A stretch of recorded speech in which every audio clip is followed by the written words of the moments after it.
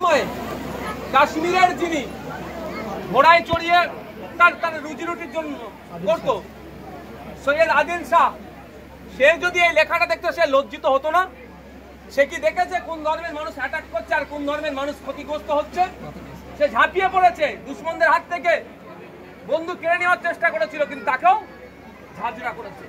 দুর্ভাগ্য আমাদের আওয়াজ তোলা দরকার হচ্ছে কেন্দ্রীয় সরকারের কাছে যে এত বড় ঘটনা কি করে ঘটলো, জঙ্গি কি করে আসলে, জবাব তোমাকে দিতে হবে। আমাদের আওয়াজ তোলা দরকার যে প্রায় 2 লক্ষ আর্মি এখনো রিক্রুটমেন্ট হয়নি কেন? কোভিড পিরিয়ডের আগে থেকে রিক্রুটমেন্ট আর হচ্ছে না, কেন হচ্ছে না? এই আওয়াজটা তোলা দরকার।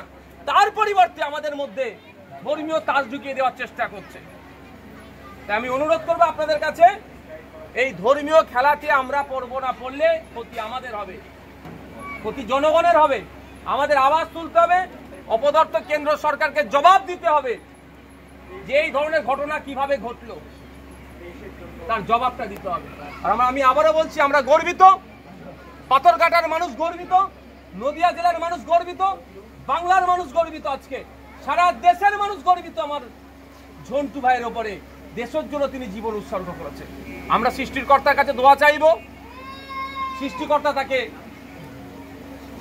পরবর্তী জীবনে সুখে শান্তিতে রাখুক, সে তার জান্নাতে যাক, এই দোয়া আমরা প্রত্যেকে তাকে চাই।